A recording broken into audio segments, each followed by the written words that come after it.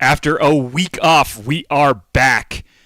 And what a week to come back to. NFL draft is tonight. So we are previewing that. Not to mention we will touch on NBA, NHL playoffs, maybe a little EPL.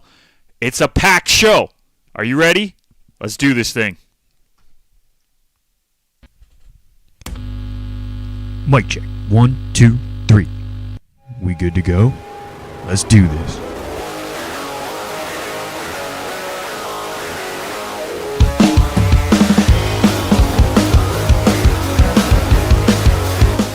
That's right, folks. We are back.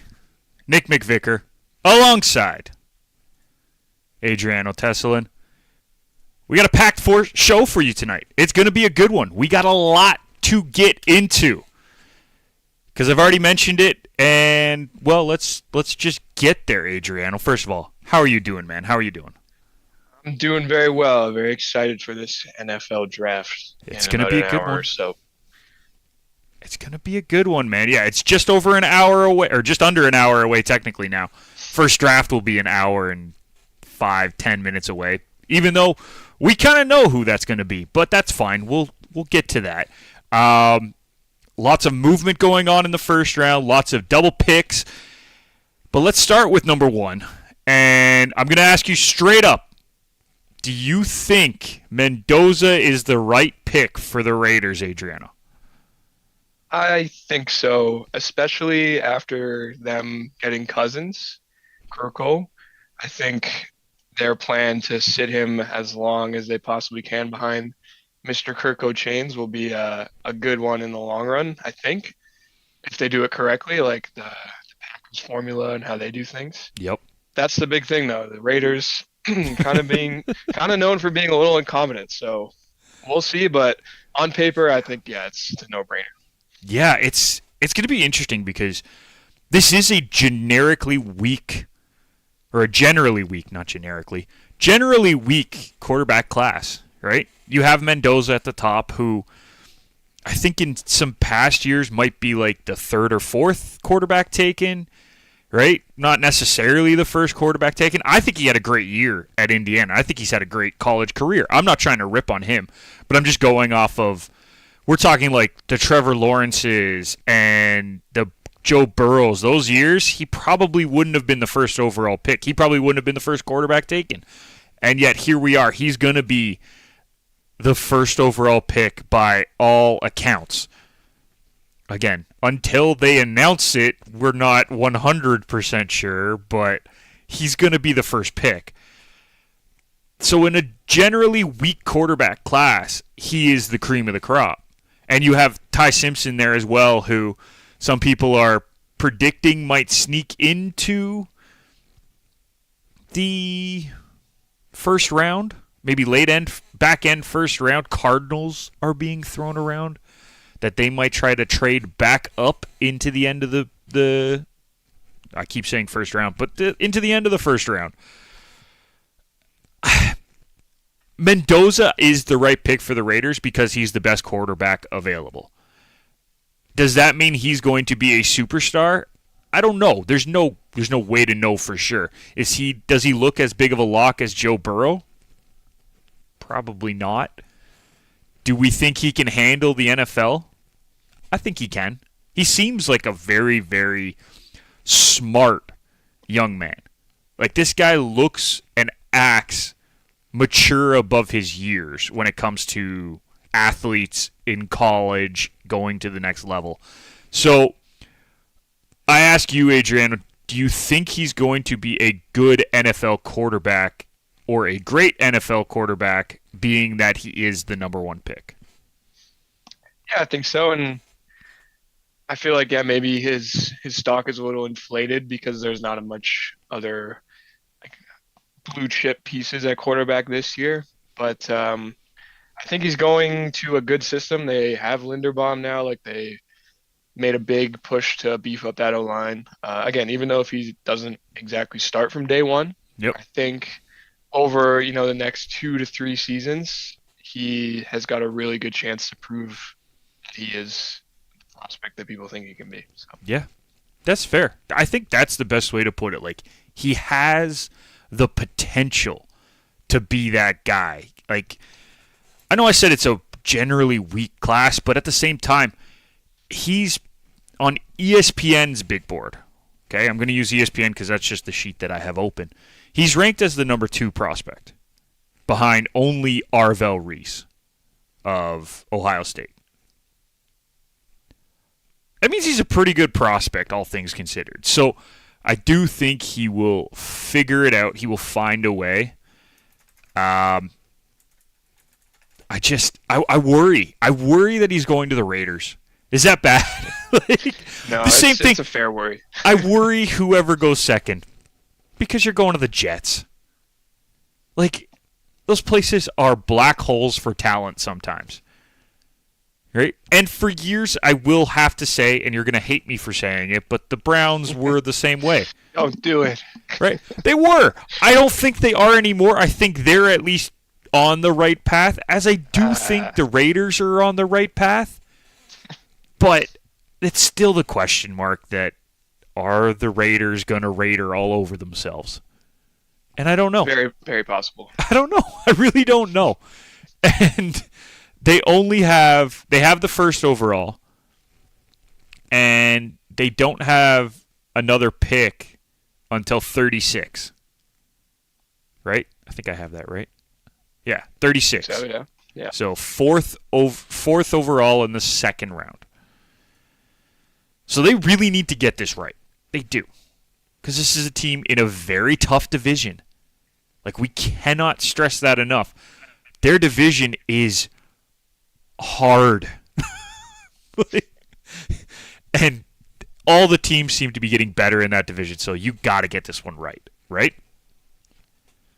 Yeah, I mean, the funny part is that even if it works out, it still might not work out for the Raiders. Yeah. Because they got the Chiefs, the Broncos, and, the Chargers are a little suspect, but Broncos and the Chiefs, like, you can pretty much pencil them into the playoffs every year. Exactly. So. You kind of have to get this one right. And even if you do get it right, it's not a lock that it's going to solve problems. You might get into the playoffs now that we have the extra wild card, right? You could get there, but it doesn't mean that you're a lock to do anything past that. So let's move on. And after Mr. Mendoza, that's when the fun begins. Because the Jets are number 2. And it's presumed that they're going to take an edge rusher, most likely. There's a lot of talk. I mean, there's a lot of people saying many different things. But you have some elite edge rushers coming out of this class. Arvel Reese, I already mentioned, from Ohio State. You have David Bailey from Texas Tech. You have Ruben Bain Jr., who his measurements are small, and yet he was dominant at Miami last year. Who out of this group? No, Miami. It's Miami. We're leaving it at that. Just like I won't call Ohio State what they love to be called. So, sorry, Haley, it's not happening. Who out of this edge rusher group do you think should go number 2 to the Jets? That's hard to say. I mean, I feel like most of these guys. Let me get this out of the way. Yeah. Who should go second overall? Forget the Jets about to ruin a player's career. Let's go second overall. Well, I wasn't going to dunk on the Jets right there. I was just going to say that. I figured I'd take the shot. With any of these guys, I don't unless it was another team other than the Jets, I don't think you could go wrong. Yeah. I have a slight bias towards the U. I've had some family and friends who went to the school and are big fans of that school. So for my own bias, give me Ruben Bain, even though he's probably not going to go 2.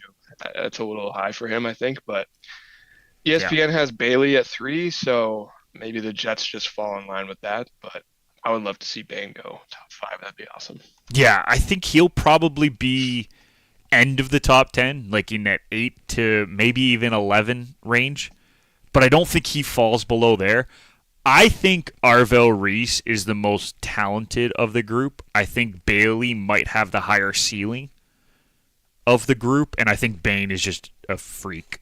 Like, he's gonna be good wherever he ends up. I think his measurements are dropping him down draft boards, and that's why you'll get him at 8, 9, 10, 11. I even saw one mock draft have him at 15. I was like, whoa, that's a little low for my taste. I think he gets he gets off the board before then. It's funny because I think Arvel Reese is the best of the three, but I think David Bailey's the one that gets taken of the three by the Jets. I think they love the high potential of this kid, and he's going to be good. I think all three of these guys are going to be really good. I want to make that very clear. We're nitpicking at this point before they even step on an NFL field. So we are doing our best here, Adriano. We will figure it out. David Bailey's ceiling seems just higher than the other two, and I think the Jets are going to go off that, which I actually think is the wrong way to go about it, but it is the Jets. His floor isn't... I think his floor is also lower than the other two, if that makes sense. So I think he's high-end potential, but the floor might be lower. And that's not saying much because I still think the floor is really high. But yeah, it'll be interesting to see how they fit him or any of these guys into their system because the Jets' defense was not great last year. I don't know any other way to say that. Though, like their offense is worse. Oh, I know. That's the sad part, right? Like their defense wasn't great. Their defensive line was okay, right? That was the strength of their defense. They had no interceptions for an entire calendar year, right? So, like, would I be shocked if they go for a different position? No. But at the same time, two of the top three players projected are edge rushers, and the other one is being taken first overall. Like, you kind of have to see the writing on the wall and take an edge rusher at this point, and I think they kind of have to go that way, right? Yeah, it makes sense for them. Like, they did just kind of blow up their whole defense like halfway through the season. Like, got rid of Quinnen Williams, got rid of Sauce. Got a good haul for them, to be fair, but it would make sense that would, even though they need a lot of help on offense too, it would make sense that they replenish their defense as well. Well, the nice thing for them is that they also draft 16th.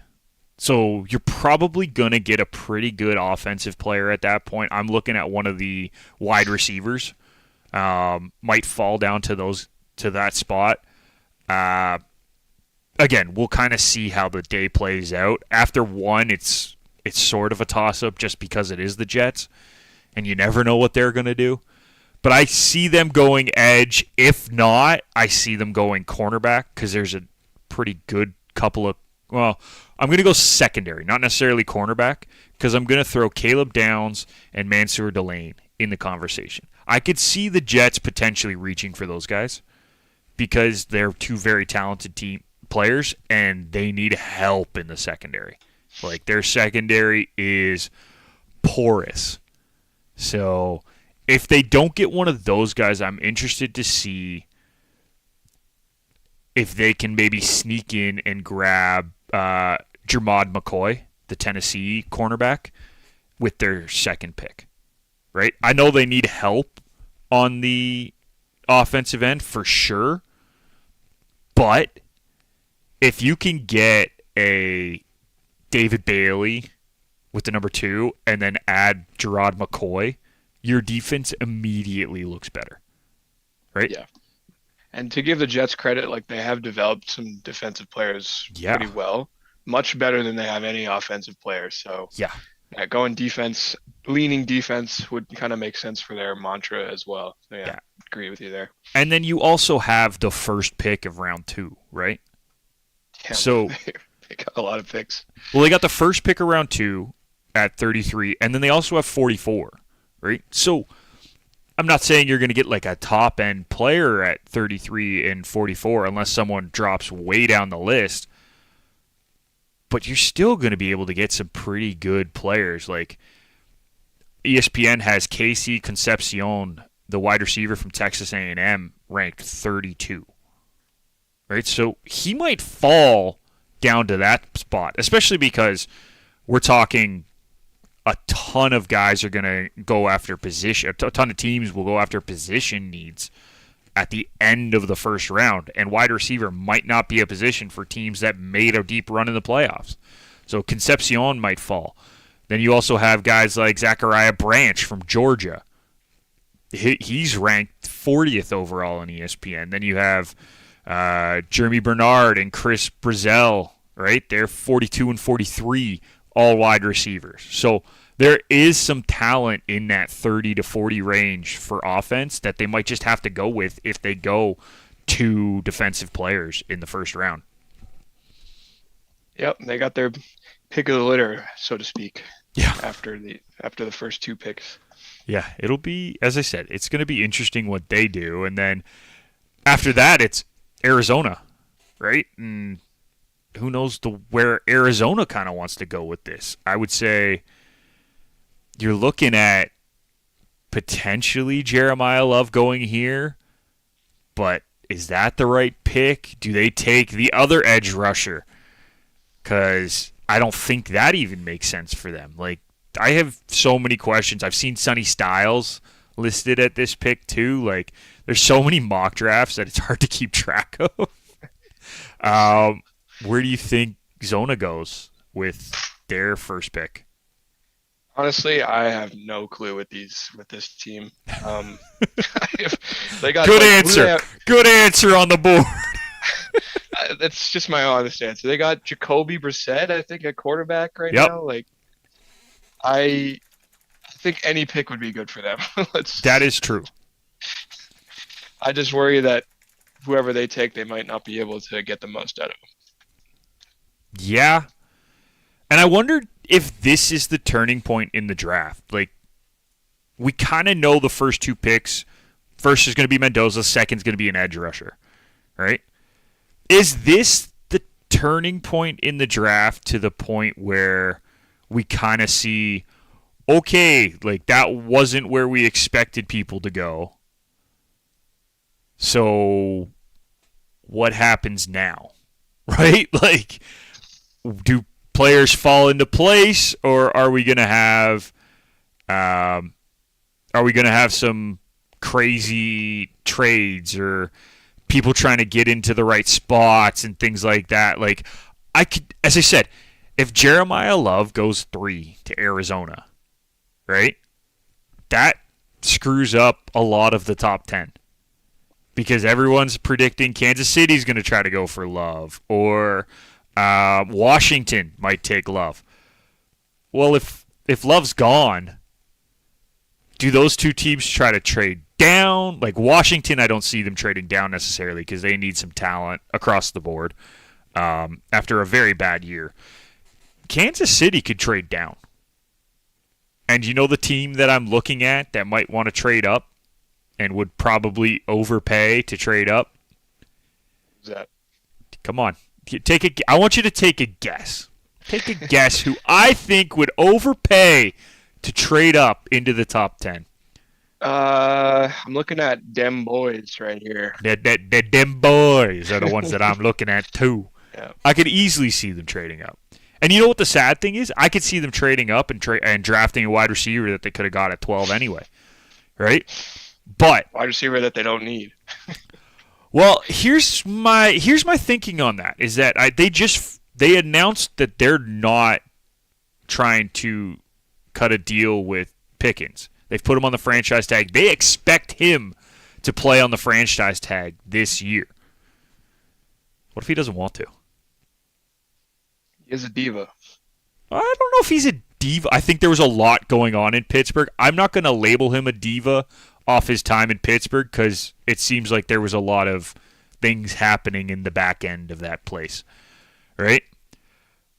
But if he doesn't want to play, you might have to move him if he doesn't want to play on the franchise tag. And if that's the case, you need a receiver to play opposite CeeDee Lamb. If you are certain Dak Prescott is your guy, which they are, let's be honest, and rightfully so. I think Dak is a top 10 quarterback in the league. Some might argue that he's a top 5. I wouldn't. I have him at like 7 right now in my head, but he's a good quarterback, right? They've revamped their offensive line. They really don't need to touch that. You can kind of piece together their running back room, which they've done over the last few years, and had success with that. You got to make sure that you have 2 weapons on the outside. One of them is CeeDee Lamb. That's a lock. We know that. If George Pickens is not comfortable playing for that franchise tag, and he refuses to play, I have no problem with them trying to trade him for something because he's valuable. He has value. You can add a pick, you can add whatever. But if he's on the way out, you got to put somebody in. And there's some top-end receivers in this class. So I wouldn't be shocked if they trade up and they end up drafting a receiver, right? Yeah, when you put it like that, I guess I would have to agree. Appreciate that. Thank you. Yeah, it's going to be a very interesting draft after that third pick. And we go back to Arizona. I actually don't think running back is the way they should go. I think they should take the next edge rusher, whether it's Reese or Bailey, who doesn't go to the Jets, because I think that's a big enough need, and those two are game breakers potentially at the next level, and you got to take that. As good as Jeremiah Love is going to be, I think edge is a bigger need for the Cardinals next season. Yeah, you can never have enough edge rushers as well, is what they say, right? Yeah. And if you take Love at 3 and he doesn't end up being like Saquon level, then it's probably not worth it, in my opinion. Yeah. I mean, we saw what happened with Genty this year in a not great team. Unfortunately, I don't think the Cardinals are going to be a great team this year. You know what I mean? Are they going to be potentially slightly better than they were last year? Yeah. That's not saying a whole lot. That's why they're in the top 3 picks. Right? Like, let's just call a spade a spade. That's why they're there. So, adding him to a team that is not ready, I just don't think it makes sense. So, that's my take on that. After that, we have some fun teams. Oh, yeah, we do. We got the Titans, who I'm pretty sure is taking Sonny Styles, assuming that he's available.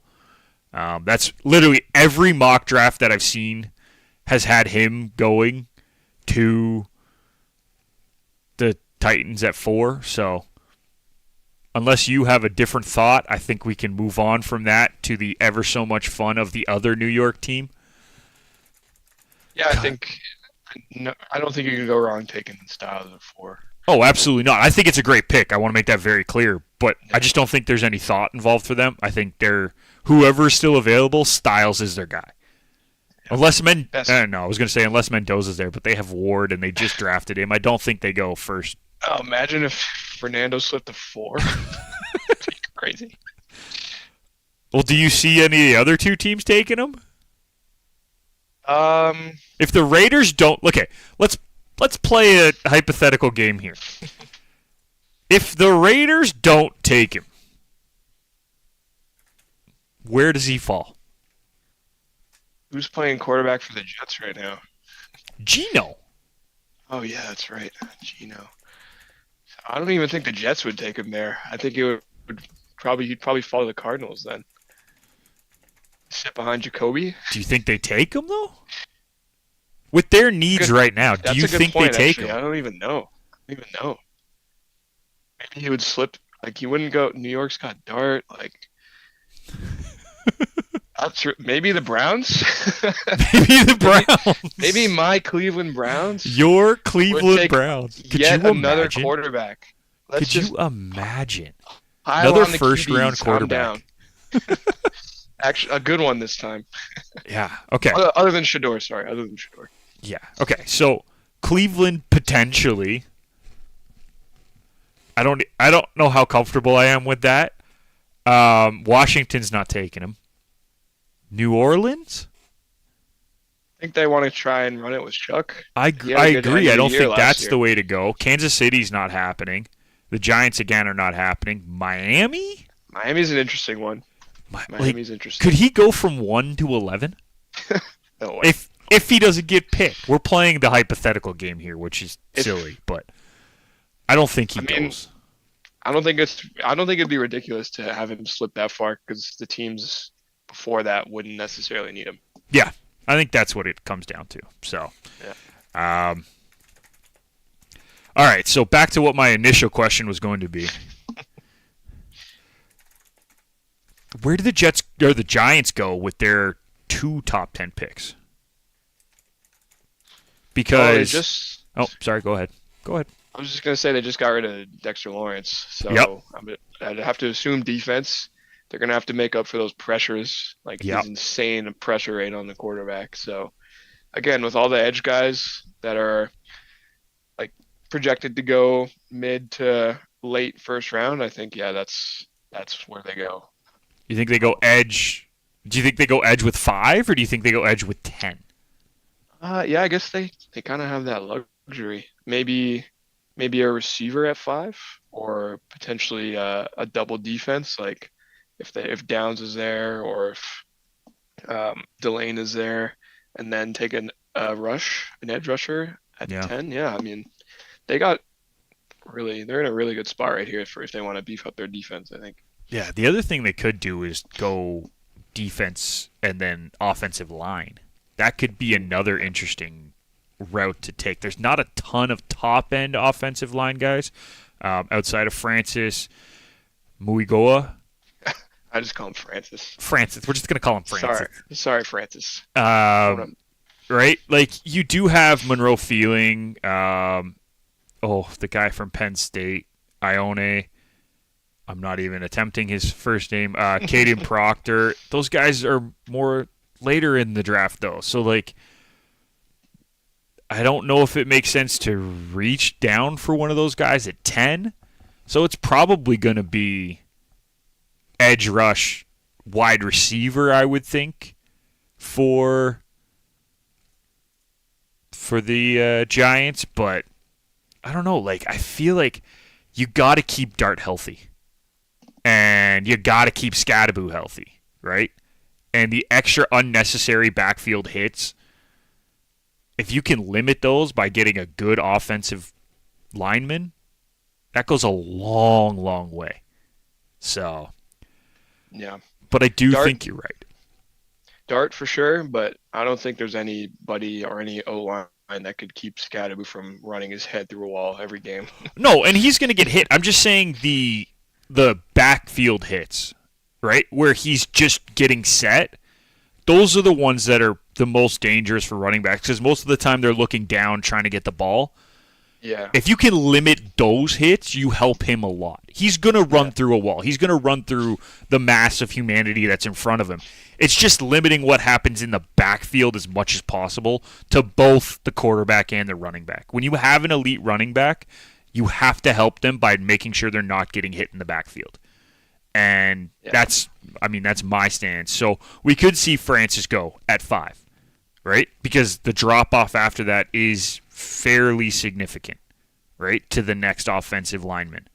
So he could go, and then maybe they go Bain at 10, right, and get one of the edge rushers there. Or they could go silly season if he's still available. Caleb Downs could still be available at 10. Right? Could you imagine adding him as a ball hawk nickel safety combo to that Giants defense, which actually wasn't terrible last year? Was it great? No, but they weren't terrible. That would change a lot, right? And then once again, we talk about the number of picks teams have. The Giants are picking 37th too. You're probably going to have some receivers available there. We just talked about it with, I think it was Vegas or Arizona or the Jets. There's going to be receivers available. Go get one then if you want to. Or go get another edge rusher because this class is deep with edge rushers. Right? It'll be interesting to see. I think the Giants, I know we said Arizona might flip this one on its head, but I do think they go edge rush and they keep everything kind of status quo. And then we know where Tennessee's going. The Giants could be the switch in this draft. Usually there's one team in the top 10, right, that as soon as they make their pick, everything else goes into chaos. I think that's the Giants this year. We'll see. I mean, that's why we love the draft, right? The frenzy of it. Why we love the draft, man. At least the first round. Yeah. All right, I got a fun question for you. We've talked top five. We kind of know where the big guys are going. We kind of know what's happening throughout the league. Um, I have been thinking about this all week, and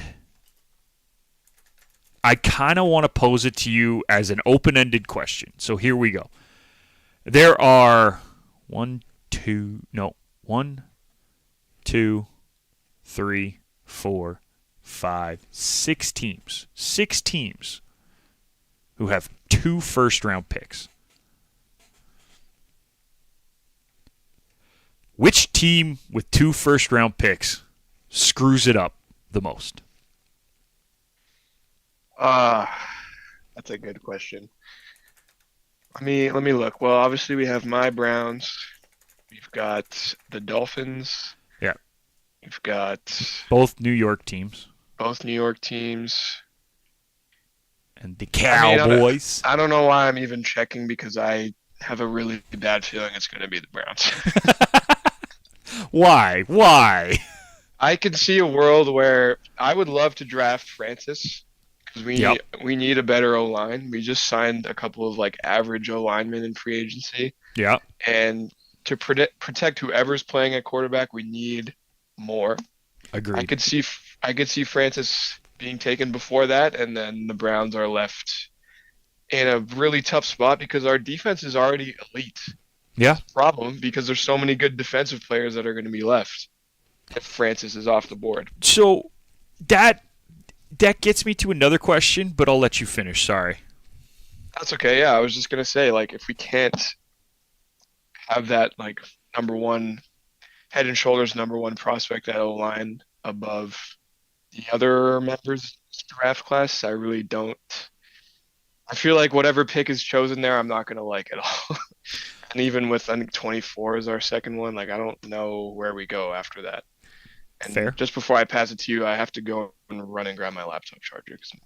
All right. Well, I'll talk to the people. No problem. You take it from here. I will take it from here. Yeah. I mean, I look at it and I see the Browns being a very potential problem, and it's going to be interesting to see where they go. But I'm going to go with a different. I'm going to go with a different field because I actually don't think it's the Browns that screw this up the most. I think it's the Giants. And I hate saying that because I do like the Giants and I do think that they're a good team and I think they're going to cause some problems for a lot of people. But they have 2 top 10 picks. And I think the way they go, the way they're positioned, they're more likely to screw up one or both of their top 10 picks after a very exciting year for them last year where you had Jackson Dart and you had Cam Scattaboo have a phenomenal impact on just the culture around the club. And it would be the most giant thing ever, welcome back, Adriano, to screw up one or both of their top 10 picks. It would just be the most giant thing of all time. The other team that I worry about potentially screwing it up is Miami. Now, granted, their second pick is 30th, so by the time you get to the back end of the first round, sometimes you're grasping at straws trying to figure out what you need and what's available. So that pick is more of a toss-up to me. Same with Kansas City at 29. But it's the 11th pick. Because we've talked about some of that top-end talent. Are they going to get one of those guys? I don't know. Are they going to be dumb enough to make a bad decision there? The way this team has been going the last few years, I could easily see Miami being it. But I do think the Giants are the most likely team to make some stupid picks in the first round and screw themselves out of some top talent. That's where I go with this one. That's a good argument. I mean, on second thought, after going and grab my charger, I think the worst positioned team would be the Dolphins because Yeah. they just have nobody on the roster. Yeah. So anybody that they draft is like kind of getting thrown into the fire a little bit. That's fair. And maybe that ends up being really good, but I could also see it on the other end being a total disaster for whoever ggets taken there, unfortunately. Yeah, But I wasn't even thinking that way, so that's another point. I was thinking more big picture stuff. I'm going to pose a quick question, a backup question that I wanted to pose to you about the Browns. Do you think if Francis is gone, if he's off the board at 6, which I think he's still there, and I think they get their guy, and I think it works out well, just based on how I see the other teams drafting. If he's not there, are they smart enough to trade down? Like, because there's nobody else that screams them, right? In the top 10-ish picks. Maybe one of the receivers, but even then, I'm not even convinced that's a good play. I will maybe not trade down, but maybe they make some sort of splash move at the deadline. Okay. Right before the pick, maybe they trade it away for, this is just my Browns delusion talking, but we need a wide receiver. I heard this guy in Philadelphia wants out. I feel like maybe pick number 6 would be a way too big of an overpay, but that would be right up the Browns' alley to just trade number 6 for AJ Brown. Yeah. I don't think that's going to happen. Actually, him and an offensive tackle. There's a non-zero chance that happens. There is a better than zero chance that they make a play like that. I can see it though. No, it is a valid point. This is a team that needs some weapons, but they need impact weapons right away. You're going to run with Shedeur. There's no doubt about that. He should be the number 1 going into the camp. Not that that's saying a ton, right? But I think we're all in agreement that he should probably be given the first shot at the starting job, right? I know Watson is hanging around and doing his whatever. I don't think anybody wants to see him play. No one. Except for maybe the owner who agreed to the trade. And the contract. And everything else. But nobody wants to see him play. Dylan Gabriel didn't show enough to prove that he deserves a second chance to be the number 1 over Shedeur. So I think Shedeur is the guy to start. What do you need to get a young quarterback to have success? Weapons. You got to give him weapons. You got to give him people who can catch the ball and can eat yards. Because he's not going to be able to do it on his own. Right? How many quarterbacks have come into the league and just been able to do it on their own in their first 2 years? Very few over the last 25 years have been able to handle that. We've had more busts at number 1 than quarterbacks able to do that. So, you got to get him weapons. Running back would be great, right? They have a pretty good running back room. Maybe that's not where they go. Wide receiver would be great. That is probably where they would go if they were going to trade this pick. Yep. Or maybe who's that, Matt? Just to pick up in with our 24th pick if they slip. Who was the receiver? Concepcion? No, the guy out of USC. Where is he? Kai Lemon. I don't know if he's going to slip that far. He's projected to go 10th, mate. What are you talking about? That's ESPN though. They don't know what they're talking about. I think he ends up with the Rams at 13, actually, which would be just disgusting. Yeah, I don't see him slipping into the 20s. No, he will not make it past 15. If he's still available at 15, Tampa will eat him up. Because they lost Evans, they need another guy to go with Ibuka. So, I just don't see that happening. But it'll be interesting to see where this all plays out. And that starts in just over 20 minutes, folks. So make sure you tune in if you want to see what's going down. Let's flip over because we have a little bit of time here. Actually, you know what? Let's stick in the NFL. And a quick hitter here for you, Adriano, because this has been the story of the week. Weeks. A couple weeks now. Mike Vrabel and Diana Rossini. This has been chaos. And I got to make sure I spell her name right. So I'm just going to pose the question to you. is Mike Vrabel keeping his job the best thing for the Patriots right now? I mean, I think the Patriots as an organization have had things linked to them through their team, through their coach, and through their owner that have been a little bit worse than adultery. Um, like the whole, like you could look into Robert Kraft's past, Oh, yeah. and he's got things that are multiple times worse than, cheating on your wife is not great, obviously, but the stuff that Robert Kraft has been up to over the last, I don't know, 30 years has been worse. Yeah. So I'd be really surprised if like Vrabel left or they made him resign or they didn't let him coach because their owner has done things that are kind of despicable Yeah. and And way worse. yeah, that's definitely one way to look at it. I'm going to go at it from a different angle. This is a guy who preaches accountability. Preaches accountability. When the story came out, they said they were hanging out with a group of friends. And now he's had to have tough conversations with his family. If I'm a player in that locker room, where this guy, since he has come into New England as a player and now as a coach, and even when he had his stop in Tennessee, has preached accountability.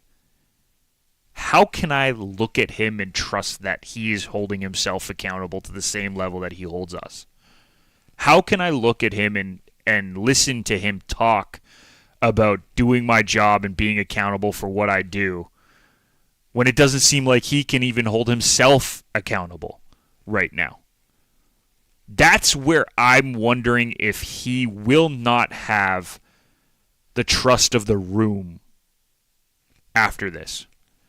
And if that's why the Patriots might have to let him go. Or he might have to step down.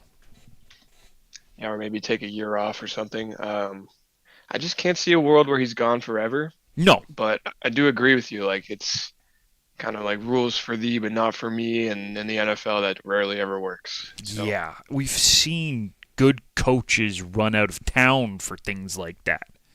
We've also seen a lot of bad coaches run out of town for things like that. Urban Meyer, sorry. Yeah. That's the most recent example, yes. I just wonder if that's going to become a problem. Because, as I said, he was the accountability guy. Everyone does their job. Everyone steps up for each other. We hold each other accountable. We do what we need to do. Now he's got to go back into that locker room after lying to the media, lying to a lot of people. It seems like. For 6 years as well, not just this past season. Yeah, right. And again, it's still speculation. Obviously, there's no. It's hard to 100% know what happened, and we're trying to be as neutral as possible when we're reporting things like this or when we're talking about things like this, because this is people's lives, right? But from all the evidence we see, it looks like something happened. And he has preached accountability. Now he has to go in and say that, oh yeah, I've been lying for 6 years and not holding myself accountable for my own actions. I don't think it's potentially anymore. I mean, again, we have to say it that way, unfortunately, but yes, I agree. I think it's, yeah. So, I guess we'll see. Guess we'll find out. It'll be interesting 4 or 5 months leading up to the regular season for them, for sure. I think it's going to be an interesting 4 or 5 months for a lot of teams, but they might have a lot more questions to answer very soon.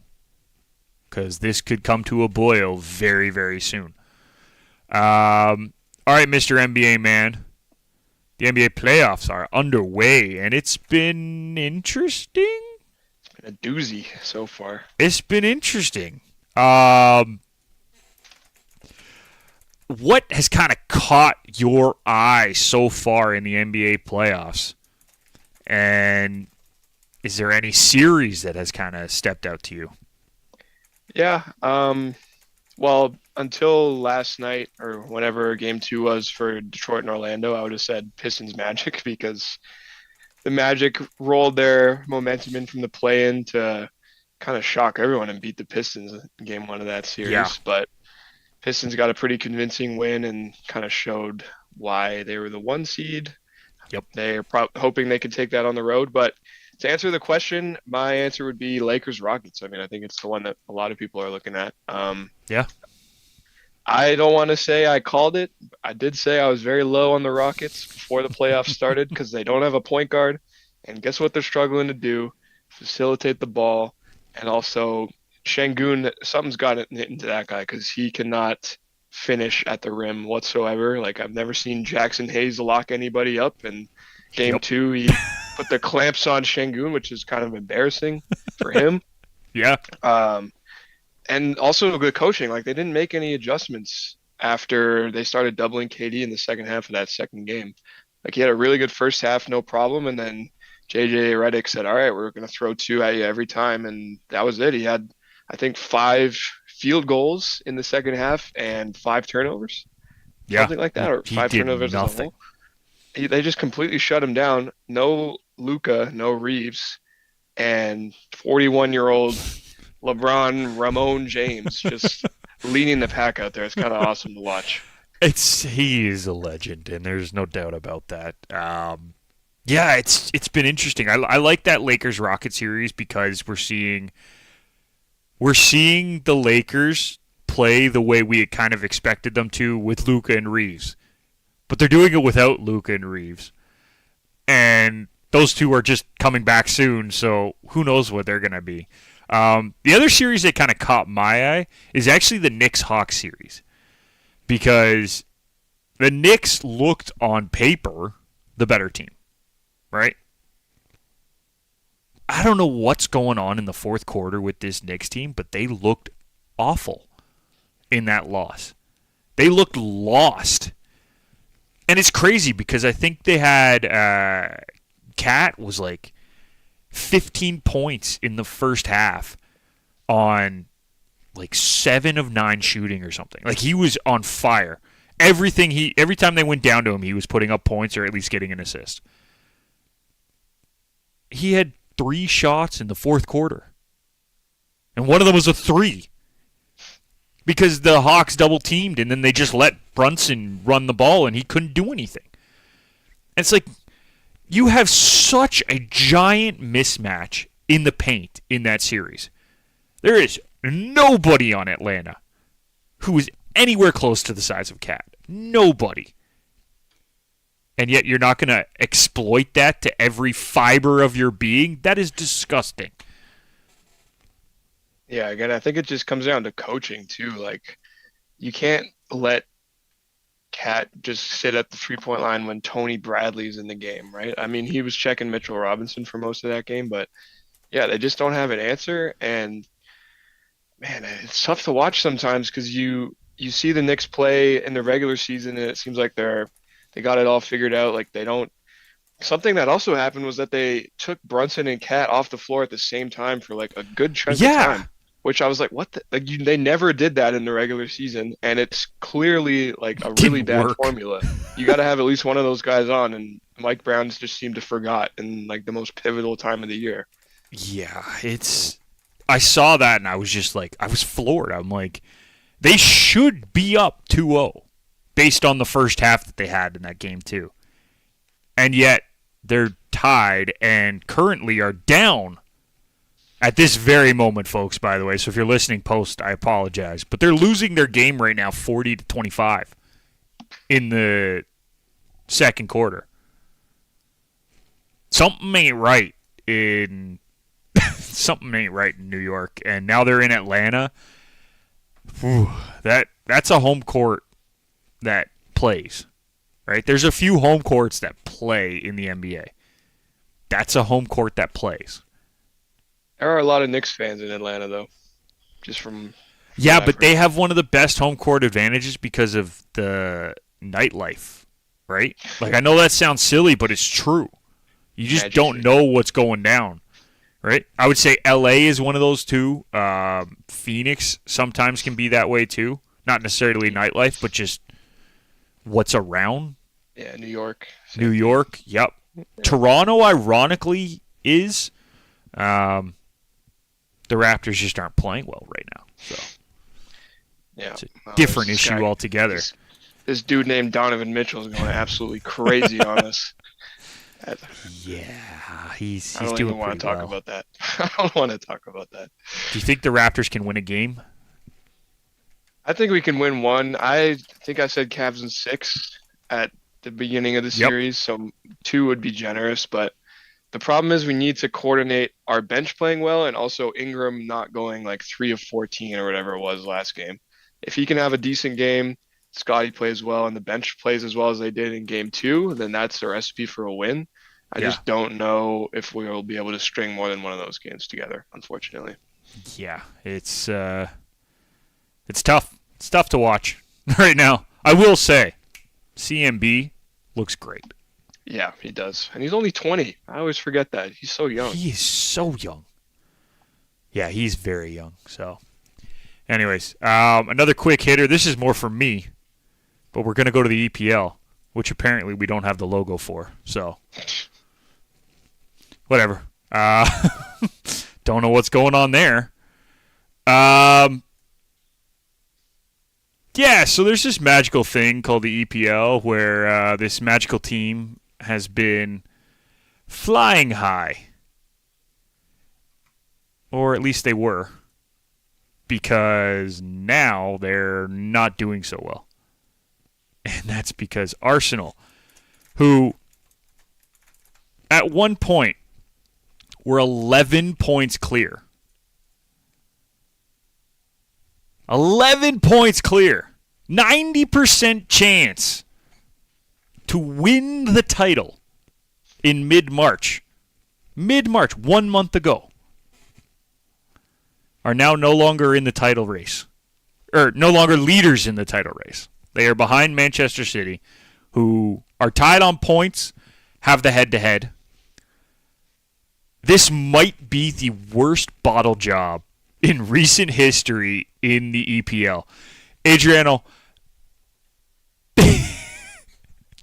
they have screwed up an 11-point lead in 6 weeks. Not even 5 weeks. 5 weeks they have screwed up an 11-point lead to the point where they are now only a 45% chance to win the title because everyone has Man City now taking it. It is crazy to think that Arsenal, the team who is notorious for finishing second, are going to bottle this one potentially. Well, hasn't this happened before with them, like in recent history? Not like this. No? Like, they have lost title races where they were the leader. Right. But it was more 3 or 4 points.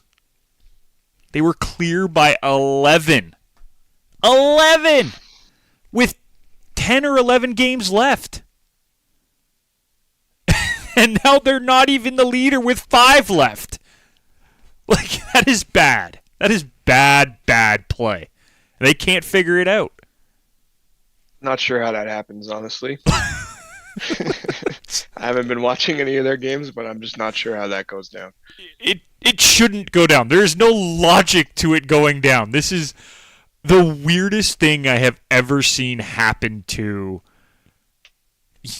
Arsenal. And they've notoriously bottled championships before. I get that. I'm not denying that fact. But man, this is bad. This looks so bad on them. I had to bring it up because it was necessary to bring up and make fun of Arsenal fans who always think their players are the best in the world. Arsenal. Yeah. They're worse than you boosting up Browns players. It's fine. At least Arsenal can win some games. God damn. Yeah, but they always finish second. I don't know if that's much better. Being first, they've been first for most of the season in 3 out of the last 4 years. and have 0 titles to show for it. That's got to be so frustrating. That's got to hurt. At least my team in the league is awful. I wasn't expecting anything, and yet we're sitting 3rd right now. Right? I was expecting 8th. I'm calling it a win. Like that. And that's how I feel as a Browns fan too. There you go. You gotta take it as it is. Any season that's not 0-16 is good for me. There you go. Little victories. Little victories. That's all I have for you. Anything else you want to talk about before we go? No, I just really hope Cleveland drafts Francis in about, I guess their pick would be probably about 45 minutes here. Yeah, it'll be a while. First pick, they're going to take 10 minutes, even though that drives me crazy. I do not know why they give them 10 minutes at the beginning of the draft. Especially for the first pick. It's like no. The pick is in. Everybody knows, but we got to wait still. No pick should be more than 5 minutes, first of all, in the first round. And the first pick should just start off the draft. There should be no time. They shouldn't have to think. They should get nothing. It's, hey, the draft is open. Here's the first pick. Number 2, you're now on the clock. Because the Raiders have been on the clock since the end of the season. What are we doing here? This is silly. Anyways, that's my rant for the day. Thank you for listening, everybody. If you want to follow us, make sure you follow us on social media at Garage Door Sports. You can also follow us, the main account, Equal Ground Media, because we are powered by Equal Ground Media. Check us out on YouTube, and don't forget to subscribe to the YouTube channel. That helps us immensely with money, because money's a good thing. So please make sure you follow that. And we'll make sure to keep bringing you good content. So until next time, I'm Nick McVicker. That's Adriano Teslin. Thank you for listening. We'll see you.